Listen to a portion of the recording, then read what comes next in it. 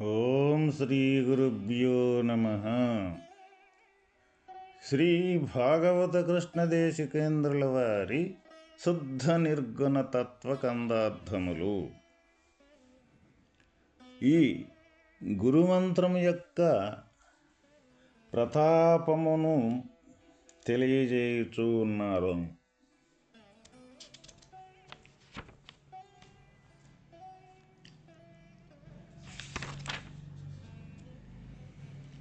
మరణ సుసుప్తుల చెందిన పురుషుడు మేల్కొనినవాడు భవితదితరుడవు.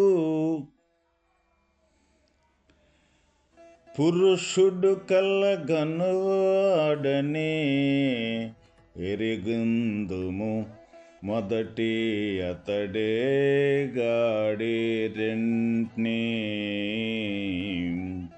రెండో పురుషుడెరుగు నీ రెంట్ని.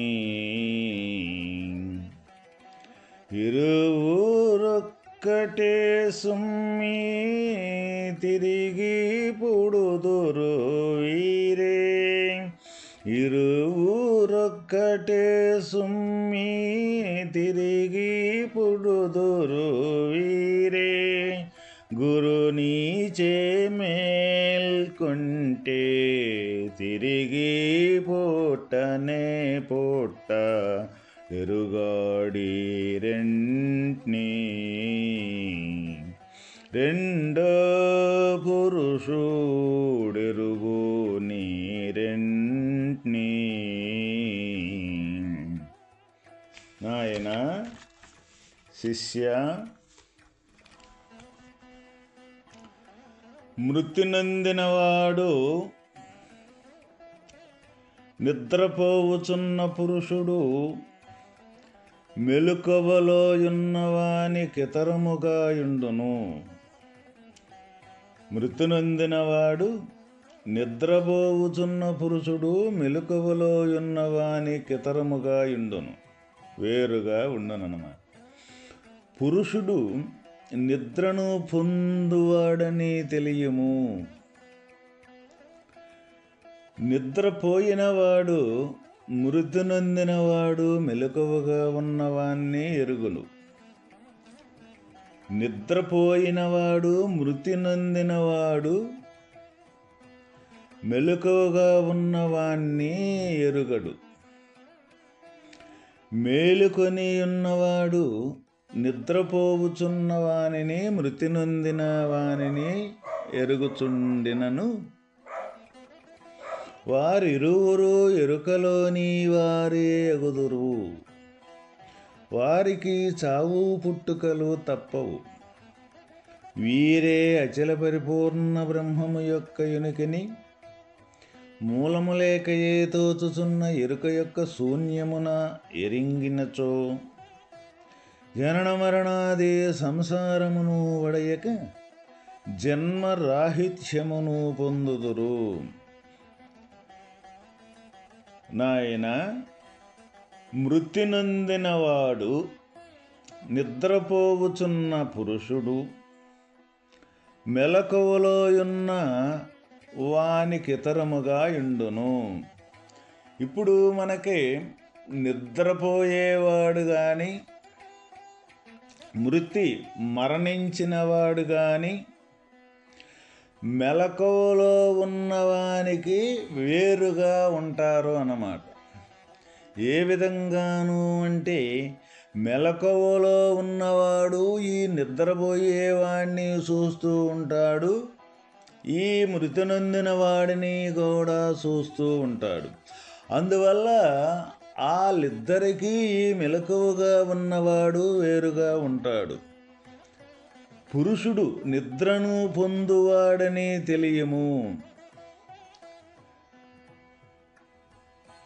నిద్ర పోయినవాడు మృతి నొందినవాడు మెలకువగా ఉన్నవాణ్ణి ఎరుగరు. అదేవిధంగా ఈ మెలకువగా ఉన్నవాడిని ఈ నిద్రపోయినవాడు కానీ ఈ మృతి నొందినవాడు కానీ వీళ్ళిద్దరూ కూడా ఈ మెలకువగా ఉన్నవాడిని మట్టికి చూడలేరు, తెలియనే తెలియదు. కాబట్టి వానిని నెరుగుచుండినను వారిరువురు ఎరుకలోని వారే ఎగుదురు, వారికి చావు పుట్టుకలు తప్పవు. వారు ఇరువురు కూడా అంటే మరణించిన వాడు కానీ నిద్రపోయేవాడు కానీ వీళ్ళు ఇద్దరూ కూడా ఎరుకలోని వారే ఎగుదురు. అంటే ఈ గుర్తించబడే ఎరుక అంటూ లేకపోతే ఈడు నిద్రించుతూ ఉన్నాడు, ఈడు మరణించుతూ ఉన్నాడు అని ఎవరు గుర్తెరిగితే వాళ్ళు ఫలాని వాడు నిద్రించాడు అని ఫలాని మరణించాడు అని మనకు తెలిసేది. ఈ జ్ఞానం అనే ఎరుక గుర్తించితే కదా ఫలాని నిద్ర ఫలాని మెలకు అని తెలిసేది. కాబట్టి వాళ్ళు ఇరువురు కూడా ఈ ఎరుకలోని వారే ఎగుదురు అని మనకి ఇక్కడ తెలియజేయటం అనేది జరిగింది. దీన్ని బట్టి మనకి ఈ ప్రపంచంలో ఏదైనా మనకి తెలిసింది, తెలుస్తుంది, తెలియబడుతూ ఉన్నది అంటే ఈ శరీరములో అతి సూక్ష్మంగా ఉండే జ్ఞానము యొక్క గుర్తెరిగే ఎరుక తప్ప రెండవది లేనే లేదు. ప్రతి శరీరములో ఉన్న సూక్ష్మంగా ఉండ యొక్క జ్ఞానము ఈ ఎరుక ప్రతి దాన్ని ఏదైనా సరే అది గుర్తించిందే తప్ప మనకు తెలియబడేది వేరేది ఇంకొక వస్తువు అంటూ ఏది కూడా ఈ తెలియబడేదానికి ఆస్కారము అంటూ లేనే లేదు. దీన్ని బట్టి ఈ ప్రపంచాన్ని తెలుసుకునేదానికి ఆధారమైన వస్తువు ఈ జ్ఞానము అనే ఈ ఎరుకే. అయితే మరి ఈ ఎరుకే సమస్తాన్ని మొత్తాన్ని మనం తెలుసుకుంటుంది అని అనుకున్నప్పుడు ఇక్కడ మనం ఏమనుకుంటూ ఉన్నాము అంటే ఈ శరీరమే నేను అనుకుంటూ ఉన్నామన్నమాట.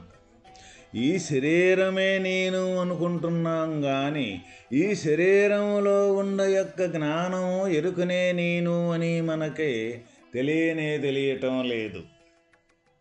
మరి ఈ శరీరంలో ఉన్న జ్ఞానమే ఎరుక నేనే అయినప్పుడు ఈ శరీరం అనే ఉనికి అనేది ఏ పాటి ఎటువంటి పరిస్థితుల్లో కూడా లేదు. ఎందుకు లేదు అంటే ఎటువంటి జ్ఞానము దేన్ని గురించైతే మనం చర్చించుకుంటూ ఉన్నామో, దేన్ని గురించి మనం విచారణ చేస్తూ ఉంటామో దానికి సంబంధించిన మెలకువే మన దగ్గర ఉంటుంది కానీ ఇంకా వేరేది ఇంకొకటి ఉండనే ఉండదు. ఎందుకు ఉండదు? ఇంకా వేరేది ఇంకొకటి వేరేది కానీ ఉన్నది అంటే మనం ఈ విచారణ చేసేది లేకుండా పోతుందన్నమాట. ఒకటి వేరేది ఉన్నది అంటే ఈ ఉన్నది లేకుండా పోతుందన్నమాట. ఇప్పుడు అదే విధంగా మన శరీరాన్ని గురించి నిరంతరం మనం శరీరమే నిజము అనుకుంటూ ఉన్నాం కాబట్టి ఈ శరీరంలో ఉన్న యొక్క జ్ఞానాన్ని ఈ శరీరంలో ఉన్న యొక్క ఎరుకని మనం లేదు అని మనం గుర్తెరగటంలా ఉందని మనం తెలుసుకోవటంలా. అదేవిధంగా ఈ శరీరాన్ని కానీ మనం విచారించి బాగుగా ఈ శరీరం యొక్క మూలాన్ని కానీ మనం విచారించినట్లయితే ఈ శరీరాన్ని పుట్టుటకు కానీ పెరిగేదానికి కానీ దీని సర్వ కార్యకలాపాలు జరిగేదానికి కానీ మూల కారణము ఈ జ్ఞానం అనే ఎరుకే. అయితే ఈ శరీరం అనేది మరి ఏ విధంగా ఇది శరీరం అనేది లేకుండా పోతుంది? మనకి ఈ శరీర భావన అనేది మనకి ఏ విధంగా తొలగిపోతుంది? ఈ శరీర భావన తొలగిపోవాలంటే మనం చేయాల్సింది ఏంటిది అని మనం విచారించినట్లయితే తప్పనిసరిగా ఈ శరీర భావన మనకు తొలగాలి అంటే మనం నిజ విచారణ అంటూ చెయ్యాలి. ఏంటిది ఆ నిజ విచారణ అంటే ఈ శరీరం అనేది క్రమేపీ మారుకుంటూ వస్తుంది. అంటే చిన్న వయసు కానించి అది బాల్యము కానించి యవ్వనం కానించి ఇట్లా వార్ధక్యం కాడ్నుంచి ముసలితనం కాడ్నుంచి చివరికి కనపడకుండా పోవటం అనేది ఏదైతే ఉందో అది మారుకుంటూ వస్తుందన్నమాట. ఈ మార్పులు చేర్పులు చెంది ఒక పూట కనపడకుండా పోతూ ఉన్నది. అయితే ఇక్కడ శరీరం ఉండంగానే ఈ శరీరం అనేది మనకి శరీరంలో ఉన్న చేతనా వస్తువు పక్కకు తొలగితే ఇది జడస్వరూపం శవరూపకంగా మారిపోవటం కూడా మనం చూస్తూనే ఉన్నాం. అప్పుడు మనం ఇందులో మరి ఇప్పుడు ఈ శరీరం ఉండంగా దీన్ని కదిలించి సర్వ కార్యకలాపాలు చేయించి సర్వ ఆలోచనలు చేయించే యొక్క వస్తువు ఏంటిది? ఆ వస్తువు అనేది ఇప్పుడు ఉన్నది కదా. ఉంటే ఆ వస్తువా మనం? ఈ శరీరమా మనం? మరి శరీరమే మనమైతే ఆ శరీరం అక్కడ శవంగా పడ్డప్పుడు దానికి కదలిక లేదు, మెదలక లేదు, కొట్టినా పలకదో, తిట్టినా పలకదో, ఏమి చేసినా కూడా దీనికి ఉనికంటూ ఏమి ఉండటం. మరి అన్ని ఉనికి కానీ అన్నింటిని గుర్తించటం కానీ సర్వ కార్యకలాపాలు చేయటం కానీ ఏదంటే ఈ శరీరంలో ఉన్న యొక్క గుర్తెరిగే జ్ఞానం యొక్క శక్తే తప్ప వేరే కాదని తెలుస్తుంది. అయితే అది మనకి ఇప్పుడు గోచరం అవుతుందా? అది మనకి ఇక్కడ తెలియబడుతూ ఉన్నదా? మరి మనలోనే శరీరంలోనే ఉన్నది కదా. మరి శరీరంలోనే ఉండి శరీరాన్ని నడుపుతూ ఉన్నది కదా. అటువంటి విచారణ మనం చేసినప్పుడు మనకే తప్పనిసరిగా ఈ శరీరం కాదు, ఈ శరీరంలో ఉన్న యొక్క ఏ ప్రాణం అంటామో, జీవుడంటామో, చేతనం అంటామో, ఎవరు ఏ పేరునన్నా పిలవని దీన్ని కదిలించి నడిపించి ఆటాడించే యొక్క వస్తువు ఏదైతే ఉందో ఆ వస్తువే ఈ సర్వ కార్యకలాపాలు ఈ సృష్టిని మొత్తాన్ని కూడా నడుపుతూ ఉన్నది. ఈ శరీరాన్ని ఏ విధంగా నడుపుతూ ఉన్నదో అన్ని శరీరాలను కూడా అదే విధంగా నడుపుతూ ఉన్నది అన్నమాట. అట్లాగే అన్ని శరీరాల్లో ఉన్న విషయాన్ని కూడా మనకు తెలియాలి అంటే మన శరీరంలో ఉన్న వస్తువు గురించి మనకు సంపూర్ణంగా తెలియాలి. మన శరీరంలో ఉన్న వస్తువును గురించి మనకు సంపూర్ణంగా తెలియాలి అన్నప్పుడు ఏ వస్తువు అయితే ముందు మనం అయ్యున్నామో అది కాదనుకుంటేనే మనం ఇంకో వస్తువు కాగలుగుతాం. దీనికన్నా పైన ఉన్న వస్తువు ఈ శరీరం కన్నా సూక్ష్మమైన రూపకం ఏదైతే ఉందో అది ఇక్కడ జ్ఞానం. మనం అటువంటి సూక్ష్మ రూపకము దాలిస్తే అటువంటి సూక్ష్మ రూపకం అయితే అప్పుడు శరీరం అనే మెలకువ లేకుండా పోవటం జరుగుద్ది. ఆ విధంగా మరి శరీరం లేనప్పుడు ఉండేదేంటిది? జ్ఞానరూపకంగానే మిగిలిపోతాడు. ఆ జ్ఞానరూపకంగా మిగిలిపోయేదాన్నే అప్పుడే ఇక్కడ ఈ శరీర భావన ఉన్నప్పటికీ కూడా శరీరంలో ఉన్నప్పటికీ కూడా శరీరానికంటే భిన్నంగా శరీరంలో ఉండి శరీరానికి విలక్షణంగా ఉండి ఈ శరీర ఇంద్రియాదులతోటి సమస్త కార్యకలాపాలు అంటూ జరుపుతూ ఉంటాడు ఈ జ్ఞాని, ఈ ఎరుక, ఈ జీవుడు. అప్పుడు మనం జీవస్వరూపంగానే మనం దాల్చినట్లయితే అప్పుడు ఈ శరీరం అనే ఉనికి అనేది మనకు లేదు. ఈ శరీరంలో నడుపుతుండేది, ఈ శరీరాన్ని కదిలించుతేది, ఈ శరీరాన్ని సర్వక్రియలు సర్వ నటనలు చేయించేది నేను అనుకునే యొక్క జ్ఞానమే అన్న సంగతి మనకు తెలిసినప్పుడు అప్పుడు శరీరం నేను కాదు జ్ఞానాన్నే నేను అన్న విషయం తెలుసుద్దన్నమాట. మరి అటువంటి జ్ఞాన స్థితిని మనం పొందాలి, ఆ జ్ఞాన రూపకంగా మనం మారాలి అంటే ఏదైతే ఈ గురుమంత్రం యొక్క ప్రతాపము, ఈ గురుమంత్రం యొక్క మహిమ అయితే ఉన్నదో ఆ గురుమంత్రం యొక్క మహిమ ద్వారానే మనం తప్పనిసరిగా జ్ఞాన రూపకాన్ని పొందగలుగుతాము. ఏ విధంగాను అంటే ఈ శరీరమే నేను అనుకున్న అహంకారంతో అనేక రూపకాలు, అనేక చిత్ర విచిత్రాలు, అనేకత్వాన్ని మనం చూచి వాటి అనుభవాలు మొత్తం కూడా మన శరీరంలో కాంక్రీట్ అయ్యి ఉండయి అన్నమాట. అటువంటి అనేకత్వం మొత్తం కూడా తొలగితే తప్ప వాస్తవమైన మన జ్ఞానస్వరూపం కాడకే మనం రాలేము. మరి అనేకత్వంతో కూడుకున్న ఏ జ్ఞానం అయితే ఉన్నదో ఈ అనేకత్వం తొలగాలి అంటే ఈ ఏకరూపకంగా ఉండే యొక్క గురుమంత్రం ఏదైతే ఉన్నదో ఆ నిరంతరం ఈ అనేకత్వంలో ఉంటూ కూడా ఈ ఏకరూపకంగా ఉండే ఈ గురుమంత్రం ద్వారా ఈ అనేకత్వం మొత్తం తయారవుతూ ఉన్నదన్న మెలకువతోటి ఎవరైతే ఆ గురుమంత్రాన్ని ఏ విధంగా గురుడు సూచించిన విధంగా జపించాలో తపించాలో ఆ విధంగా కానీ తపనగాని చెందగలిగితే గురుమంత్రాన్ని జపించగలిగితే ఆ గురుమంత్రం యొక్క మహిమ ద్వారా ఈ అనేకత్వంగా ఉండే ఈ శరీరతత్వాలు అనేకత్వంగా ఉండే రూపకాలు ఏవైతే ఉండయో అటువంటి భావనలు మొత్తం తొలగిపోయి ఒక్క గురుమంత్రం యొక్క మహిమ ద్వారా ఏకత్వం అనే జ్ఞానం ఏకస్థితి అనే యొక్క మనస్థితి అనేది మనకు తయారవుద్ది. అదే ఇక్కడ గురుమంత్రం యొక్క మహిమ.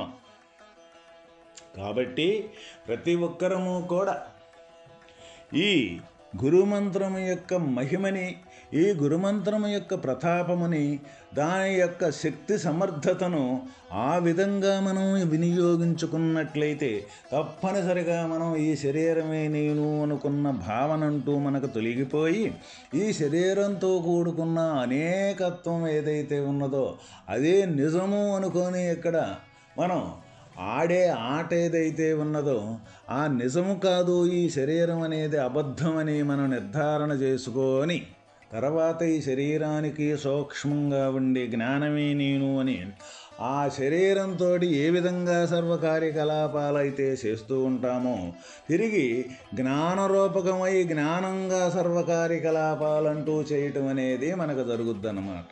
అప్పుడు ఏమవుతూ ఉన్నది, శరీరతత్వంతో కూడుకున్న చేసినప్పుడు ఏదైతే ఉన్నదో ఆ శరీరానికి సంబంధించి ఎక్కడికెక్కడే అనేకం మొత్తం నిజమవుద్ది అన్నమాట. ఇప్పుడు ఏమవుద్ది, జ్ఞానంగా మనం అయినప్పుడు జ్ఞానంతో తయారు చేసే సర్వకార్యకలాపాలు ఏమవుతాయి అంటే ఈ మొత్తం సూక్ష్మ రూపకంతో ఈ కార్యకలాపాలు మొత్తం జరుగుతూ ఉంటాయి. కానీ ఎప్పుడూ జ్ఞానంగానే తను మిగిలి ఉండటం అనేది జరుగుద్ది. జ్ఞానం అనేది దేనికంటేది కాదు, అది నిరాకారమైన స్వరూపం. ఆ నిరాకారం యొక్క స్వరూపంతో ఈ అనేకంగా మనం ఏది చేసినా కదే ఈ ఏది నిజము అనుకునే యొక్క అక్కడ తగులుము అనేది మనకు తగులుకోదు. దాన్నే సామాన్య సత్తా అని కూడా అంటారు. ఎప్పుడైతే సామాన్యమనే భావనతోటి ఆ సామాన్యంతో కూడుకొని సర్వకార్యకలాపాలు మనం చేయగలిగితే అప్పుడే మనం ఒక శరీరతత్వంలో నుంచి ఈ వాస్తవమైన జ్ఞానతత్వంలోకి మారటం జరుగుద్ది. అట్లా ఆ విధంగా భగవంతుని దగ్గరికి చేరుకునేదానికి ఈ గురుమంత్రం అనేది ఎంతో సహకరించుద్ది అని మనకు పెద్దలు తెలియజేస్తున్నారు. నాయన శిష్య. ఓం తస్సత్.